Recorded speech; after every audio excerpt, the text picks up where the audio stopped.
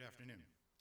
We also have a co-author, Dr. Stephen Smith from the South Carolina Institute of Archaeology and Architecture as well. He cannot be here today. I've been working with Fort Leonard Wood for about 18 years, I think it is. So I first came on with this particular building and this particular project in 2002. In 1988, there had been an overall survey of Fort Leonard Wood that identified World War II buildings of interest, some interesting stonework, but since most of it was not yet 50 years of age, it was just, kind of prepare yourself for this when it turns 50. The buildings were surveyed again, kind of, in 1993, and the same sort of things came about, like the stonework is interesting, it might be eligible. Look forward to, dealing with this in the future. And then we were brought in 2003.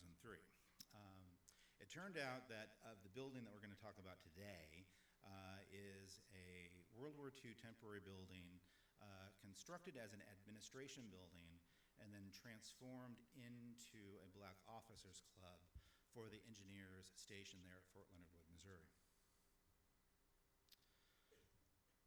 The background for this building is that the Army increased in troop strength from a low of 230,000 in the middle to late 1930s to over 1.6 million by December 1941. And so we were preparing for war in Europe and war in the Pacific from about 1937, 1938 onwards. And as been mentioned earlier in some of the earlier presentations, the constructing Quartermaster Corps, and then after that the Corps of Engineers, developed a series of temporary wood building plans for the many camps that were going to be constructed across the country at that time.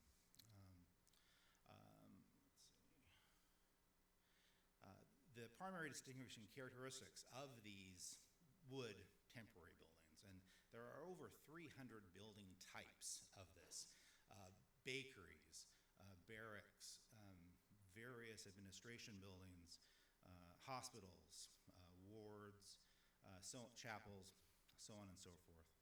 For instance, there were 734 World War II temporary building chapels constructed across the country during this time period. The typical construction was wood stud. Exteriors were in wood, painted ivory, and these were for the 700 series. Concrete foundation piers, which was mentioned in the earlier presentation this afternoon. Doors on the narrow front gable ends, ventilators, gable end wall story, and then skirt roofs that help protect the windows and the interiors from rain and the other elements. One of the interesting things about the plans themselves is that they were prepared in a sense of easy modification. So if you notice I do have a pointer, right? Little red line.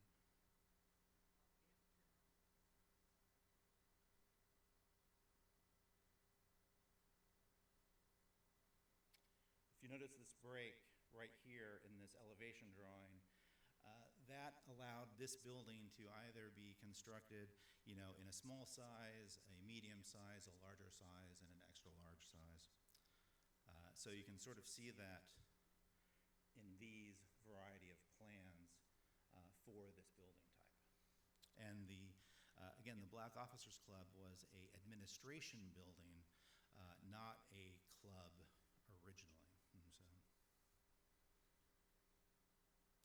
Construction of these World War II temporary buildings was fast-paced. Some of these camps were built in 2 months, some of them were built in 4 months. I don't know how large they were.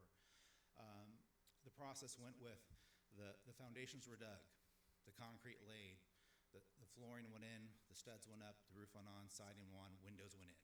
It was building after building after building, and this really can be exemplified right here in this photo and then this is a completed company area at Fort Leonard Wood. One of the interesting things, construction-wise and architectural-wise and urban planning-wise for the World War II temporary buildings, is that this type of construction, as the men came back from World War II in the late 1940s, is what basically every suburban development followed in the sense of construction. And so these buildings contained central heating, screens. It was one of the first cases of many of them coming into these Army forts where they had central heat, where air was blowing heat in the winter through the building. Now, there's still certainly gaps in the walls and stuff like that still, but they had central heat. The Fort Leonard Wood Cantonment. Fort Leonard Wood is in the south central Ozarks of Missouri. It's hilly, getting towards mountainous. And the cantonment here is very large, 6 square miles. And we have a hospital and admission area on the north end, company areas on either side of the parade ground, an airfield down here, and then more company areas on the southern end.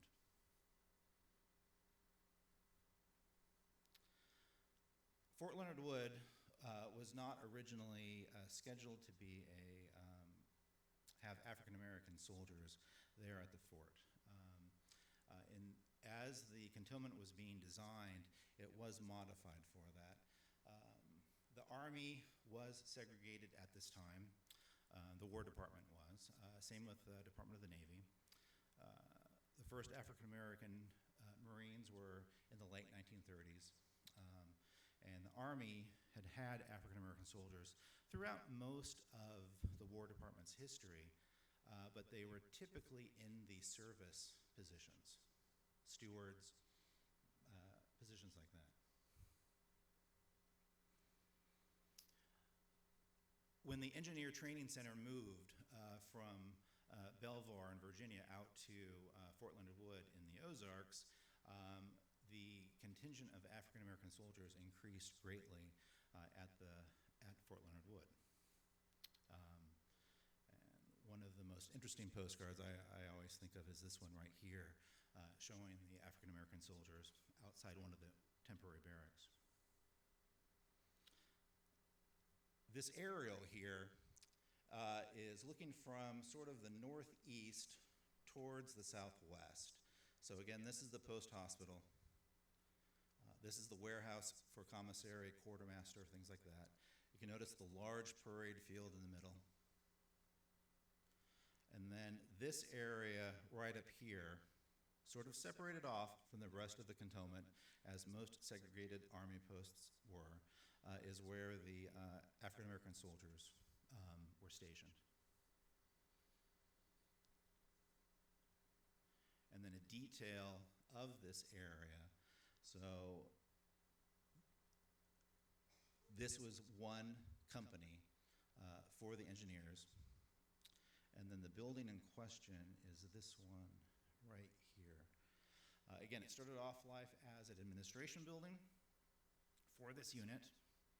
And there were no black officers at the beginning here at Fort Leonard Wood. And then the story goes, and we never did find proof of this. The story goes that as the black officers were trained and moved in to Fort Leonard Wood, again, this was not designed as a segregated post. There was not a black officers club. And so the African American officers went to the officers club. It was not the white officers club, it was just the officers club, and they were turned away.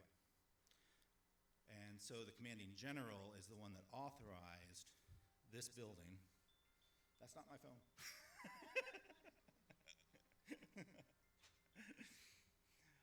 So the commanding general authorized this admin building to be transformed into an officers club for the black officers here at Fort Leonard Wood.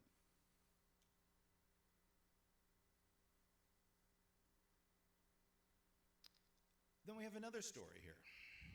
And this is what makes this building just sort of architecturally and historically so intriguing and important to the history of the segregated army and German POWs. Fort Leonard Wood did have an enemy alien internment camp. It was activated in December 1942. It has 3,000 POWs. And you can see the plan of the POW camp down here.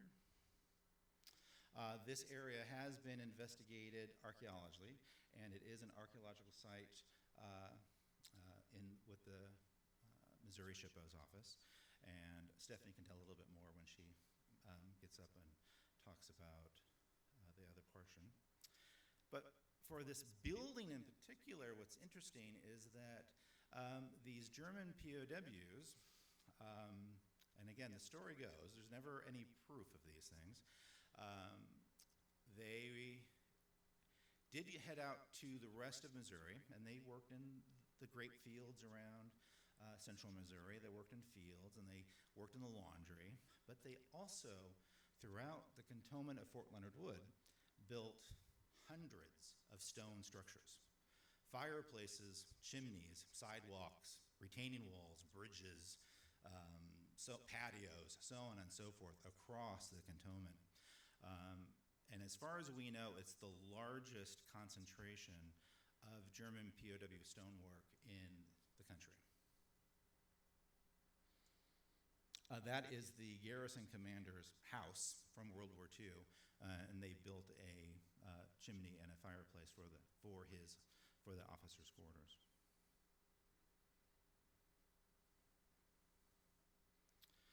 And this is the rear of the Black Officers Club, and I just wanted to point off, so the large chimney here was added to the building by the German POWs, and then this large stone embankment is all German POW stonework. And so there's a whole series of World War II buildings at Leonard Wood that are associated with the German POW stonework that are eligible. And then there's a River Creek historic district as well, where they modified with bridges and culverts and weirs and stuff like that.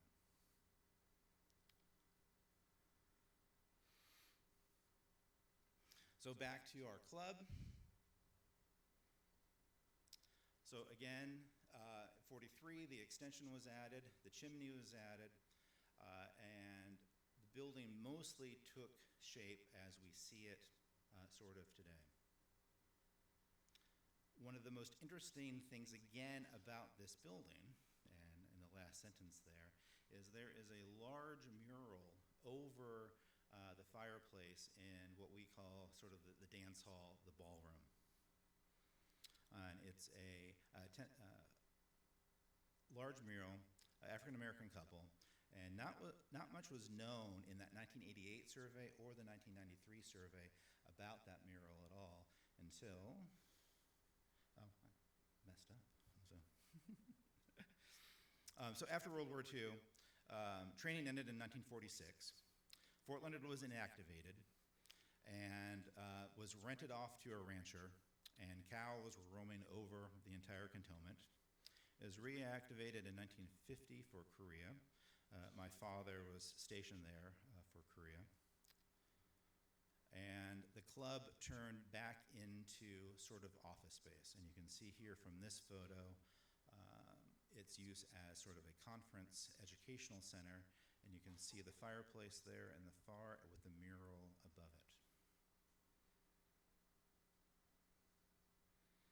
And then the floor plan was heavily modified and divided up into office space somewhere in the 1950s, 1960s. And at some point, that dance hall, that ballroom, was divided up into several spaces as well. When I first encountered it in 2002, it looked like this. The original wood siding had been covered over by steel painted siding. All of the windows had been replaced. The doors had all been replaced. The green asphalt roof shingles that should have been on here were these kind of dull gray shingles. And it still sat sort of lonely there at the northern end of the cantonment. And here's another view of it in 2003 with that German POW chimney on the rear extension that included the dance hall. And then we come to the story of the mural, and Stephanie will take care of this one. Do you need the... Hello? Sorry, Adam moved it. He's very tall. So our colleague and co-author, Steve Smith, was able to, through a variety of research lanes, including his wife prodding him on certain places to go, to identify the artist. But it took quite a while. He was brought in 1998 to develop a historic context statement for the building, which included researching the mural. All that was visible at that time of the artist's signature was his rank, which was staff sergeant, a couple letters in his first name, and an NTEE at the end of his last name. He researched for about a year, wasn't able to identify the artist, couldn't find anything in the Army Art Program records, and so eventually finalized his report.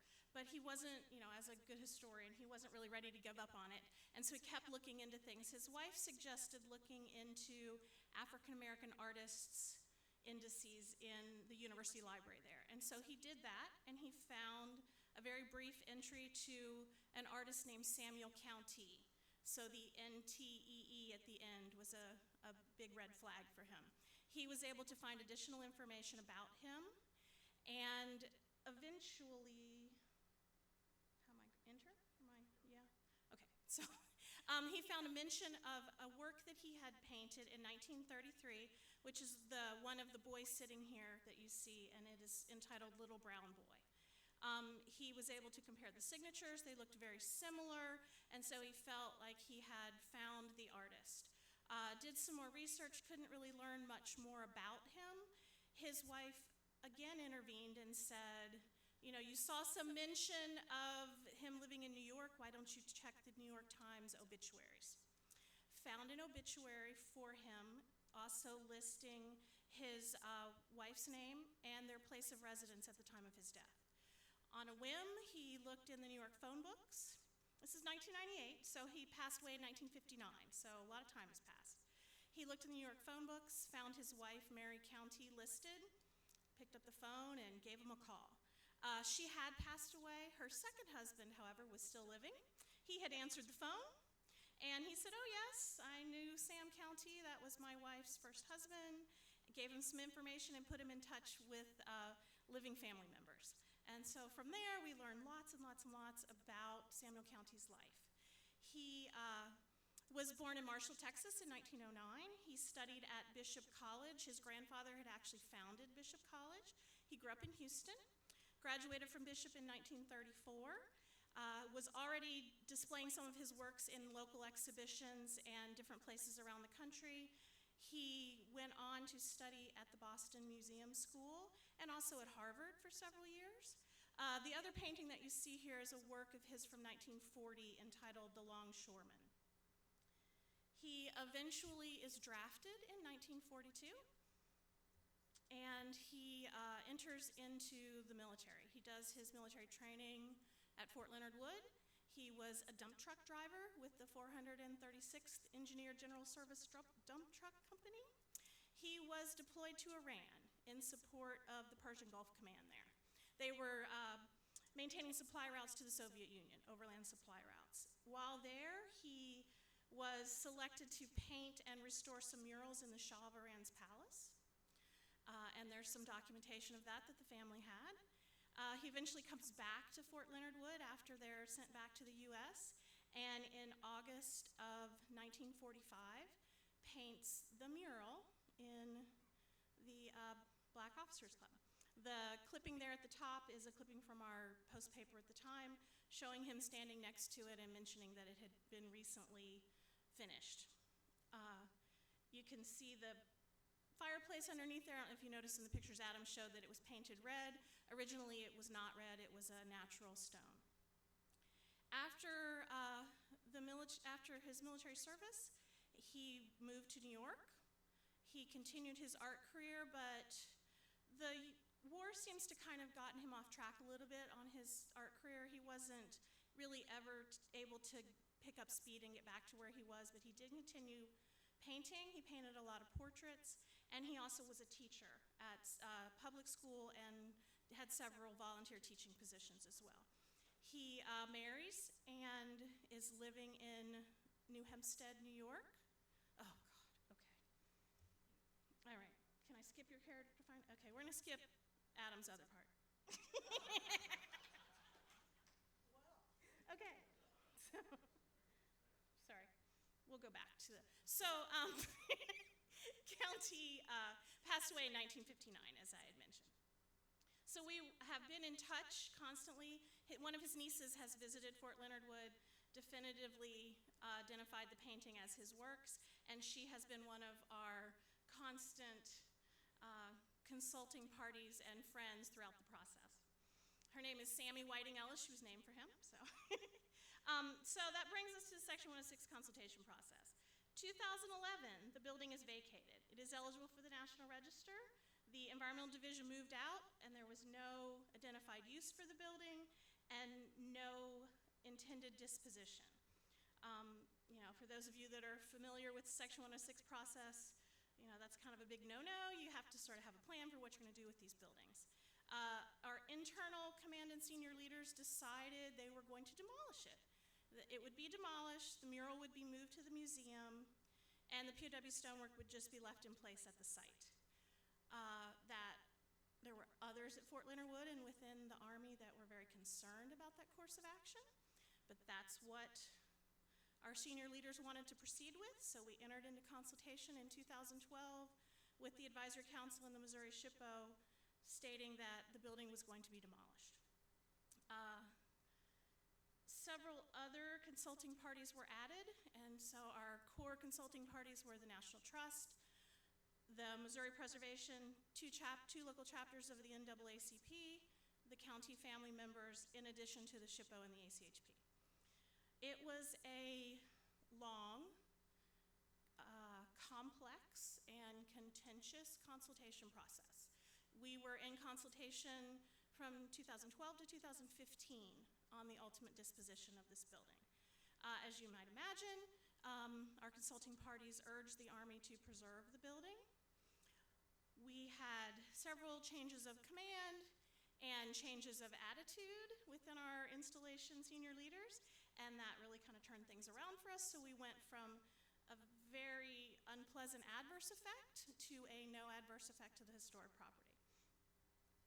We were able to develop a rehabilitation plan through a design charrette that our consulting parties participated very heavily in. So this was the new floor plan. There were going to be classroom facilities on the north and south wings. A new central entrance to the building was added to create a central lobby area with bathrooms and kitchen space, and then the mural room would be used for more meetings and conference space and things like that. That, even though it was a significant change to the exterior facade of the building and to the interior, it was still felt to be a no adverse effect. It preserved the stonework at the other entrances to the facility. It provided us with a fully ADA compliant entrance to the building. And the consulting parties were very happy with the way things were going at this point. It took us a little while to get to rehabilitation, but we did. And we kicked that off in earnest in early 2018. There were several surprises along the way. Most of them were pretty good. We did find the original 1940s era flooring underneath the modern carpet and subfloor, and we were able to preserve that. We also, this is just a picture showing some of the new framing going in while still preserving many of the original features of the building. The POW stonework around the exterior of the property was also repaired and maintained throughout the rehab process as well. We had historic masonry professionals come in from NCPTT to do some analysis for us. They did analysis of the mortar and also, not just here, but at some of our other POW stonework sites, and developed some guidelines for maintenance and repair of those, and that's what was provided to the masonry contractors when they did this work. Another big surprise, we found a section of one of the interior walls that was being demoed had this war bonds poster, and I know, I'm sorry. And then a signature of a gentleman whose name was Harold Gruelle. I tracked him down. He was pretty easy to track down. It's a kind of a unique name. He had served, he was not African American, but he had served at Fort Leonard Wood early in 1941. He was an engineer and probably did some training there before he was deployed. Probably helped with the final construction of the building itself. And he signed his name and his birthplace to that. As a nod to him, we repeated that wall signing effort with our then garrison commander and all of the other people that were involved in the rehabilitation, and then sheetrocked over that, so there's a nice little time capsule there if anybody ever tears that wall down. And that chunk of wall is now on display in the building. So during this process of the leading up to the rehabilitation, we're also doing some things just with the mural. We had it appraised. It was valued at $371,000. At that time, the rehab had not started. The building was still vacant. We quickly installed a security system on the building. A conservator was brought in and made some recommendations, which included, he felt the best way to conserve it was to remove it from the wall, take it to his conservation lab. The mural is 3 panels of plywood attached right to the wall. So we were kind of concerned about that. He assured us it would be fine, and it was. He did a great job, cleaned it, put a protective varnish on it, attached the 3 panels together, mounted it on to 1 to 2 layers of birch plywood, and returned it to us. So it is now on display again in the building. It was reinstalled in March of 2019. It's beautiful. We also had the opportunity to do some interpretation. We have interior and exterior panels at the building. This was something that we wanted to do, but also our consultant parties were very adamant that this needed to be an important part of the facility to tell that story for us. There are some introductory panels in the outside of the building, in the hallway, and then when you enter into the mural room, there are 7 panels that flank either side of the wall that focus on the 3 main themes, which is the segregated army during World War II, our POWs in Samuel County and his life and works, that lead up to the mural at the end of the building. With a glass enclosure around it now, we're able to maintain the humidity inside of that. We've been given some recent accolades, which we're pretty proud of. We won a Missouri Preservation Honor Award, so that's our current garrison commander up there accepting the award.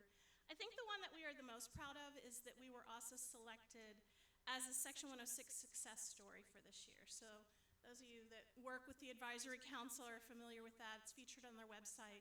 But I think that is the real takeaway from this whole thing. We went from a very dismal outlook for this very important and historically significant building, and a sad adverse effect from the demolition of it, through very meaningful and lengthy consultation, turned that around to the point where we had a no adverse effect.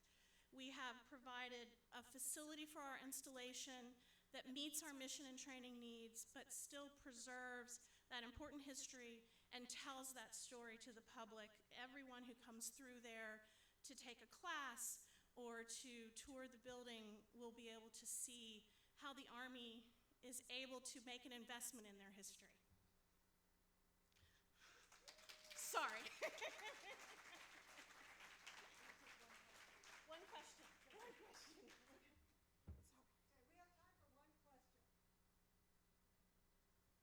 we have time for one question. Yes. Come on. No. I just had a question. You mentioned that there was a change of command. Was that sort of the turning point, was it slated for demolition up until then? Was there, was it a change of attitude, like you educated the incoming command? A little bit of all of those things. Okay. We've gone, so since this project started, we've had 3 commanding generals, and we're now on our 4th garrison commander. So there's been quite a lot of turnover.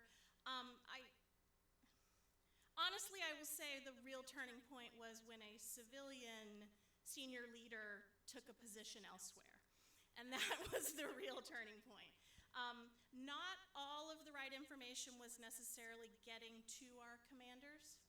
And so we were able to really see a big change in attitudes at that point. Also, the Army's Deputy Federal Preservation Officer made a phone call to our commanding general, and that didn't hurt us any.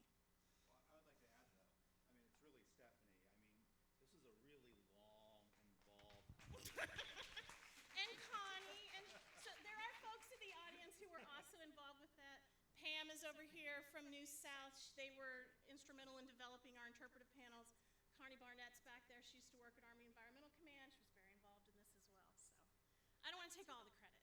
But we were saying at lunch because one of my daughter, I think, was a junior in high school when we started all of this, and she just graduated college. But Stephanie was the one that. We're very proud of what the Army has accomplished here. There's not always a lot of great good news stories about the Army and historic preservation, and this is definitely one of them. And so we're very, very proud to share that with people. So. Thank you. Okay, we're going to take a short break now. We have a little flexibility at the end, so let's be back at 3:35. Okay? Thank you.